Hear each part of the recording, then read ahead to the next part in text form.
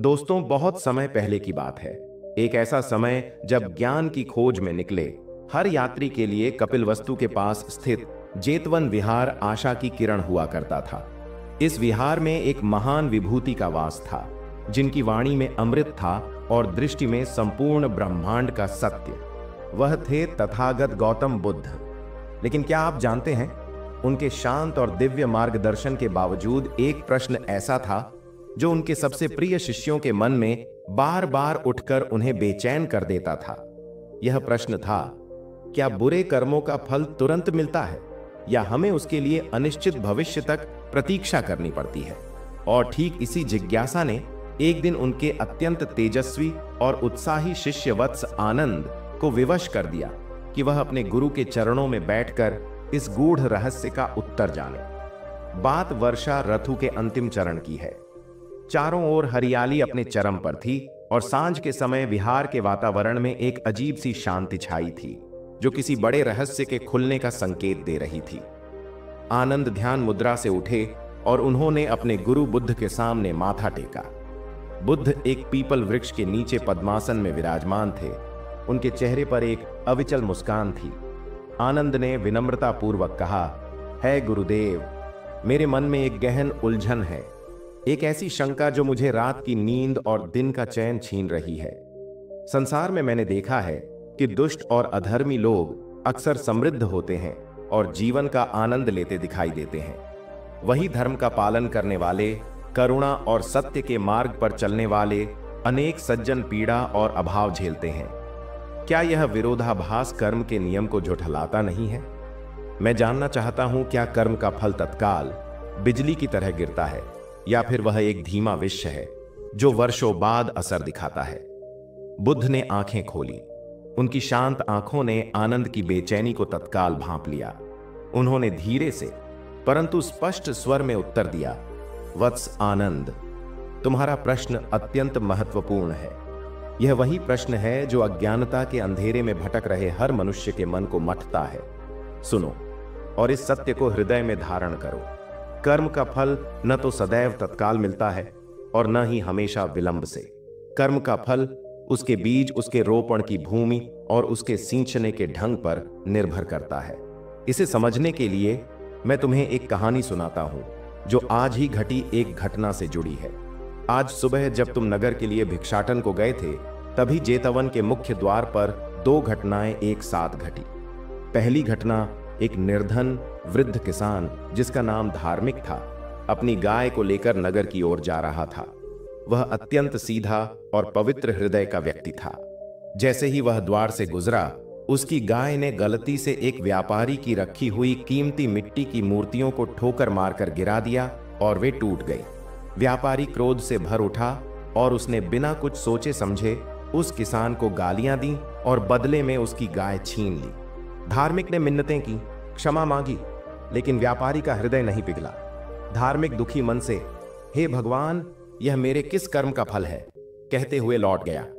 बुद्ध ने थोड़ा रुककर आनंद की ओर देखा, जो अब पूर्ण ध्यान मग्न थे। और दूसरी घटना सुनो वत्स। उसी क्षण नगर का सबसे कुख्यात, लोभी और हृदयहीन धनी व्यक्ति, जिसका नाम पापीराज था, अपने रथ पर सवार होकर विहार के पास से गुजर रहा था। उसके रथ के पहियों के नीचे एक छोटा सा कुत्ता आ गया और वहीं तड़प तड़प कर मर गया। कुत्ता किसी निर्धन बालक का था। पापीराज रुका भी नहीं, उसने एक बार पीछे मुड़कर देखा भी नहीं।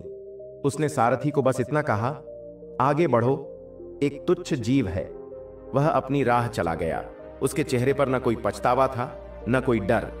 उस धनी व्यक्ति को अपने कर्म का कोई तात्कालिक दंड नहीं मिला, बल्कि वह शाम तक अपने महल में भोग विलास में डूबा रहा। बुद्ध ने अपनी बात पूरी की और आनंद से पूछा, वत्स, तुम्हें क्या लगता है, धार्मिक को तत्काल अपने कर्म का फल मिला, वह भी बिना किसी बुरे इरादे के किए गए कर्म का, और पापीराज, जिसने जानबूझकर एक जीव की हत्या की, उसे कोई दंड नहीं मिला? क्या यह विरोधाभास है? आनंद ने सिर झुका लिया। है गुरुदेव, यह सचमुच एक रहस्य है। धार्मिक को तुरंत दंड मिला, पापीराज को नहीं। कृपया मुझे इस कर्म के गूढ़ विज्ञान को समझाइए। बुद्ध मुस्कुराए और अपनी दिव्य दृष्टि से समझाना आरंभ किया। वत्स, आनंद कर्म के 3 प्रकार के फल होते हैं। संचित पुराना, क्रियमाण वर्तमान और आगामी भविष्य। धार्मिक के साथ जो हुआ वह उसके पुराने संचित कर्मों का फल था, जिसका हिसाब अब चुकता हुआ। भले ही आज उसने निर्दोष रूप से मूर्तियों को तोड़ा, लेकिन उसके पुराने खाते में कुछ शेष था जो आज चुकाया गया। गाय का छिन जाना उसके लिए एक पीड़ादायक पर तत्काल चुकौती थी। इस पीड़ा को सहकर उसने भविष्य के लिए अपने खाते को साफ कर लिया। अब उसका वर्तमान कर्म सत्य बोलना और दुख सहना उसे भविष्य में शुभ फल देगा। लेकिन पापीराज का क्या गुरुदेव? आनंद ने उत्सुकता से पूछा। वत्स, पापीराज के बुरे कर्म का फल तत्काल क्यों नहीं मिला? क्योंकि पापीराज का हृदय एक कठोर चट्टान के समान है। उसका अहंकार और लोभ इतना गहरा है कि उस पर कर्म के नियम का प्रभाव तुरंत दिखाई नहीं देता। उसका बुरा कर्म जीव हत्या आज उसके आगामी भविष्य कर्मों के भंडार में जमा हो गया है। आज वह समृद्ध है, लेकिन यह उसकी पिछली पुण्यों का परिणाम है जो अब खर्च हो रहे हैं। वह अपने वर्तमान कर्मों से जो बीज बो रहा है वह एक भयंकर विषैला वृक्ष बनेगा।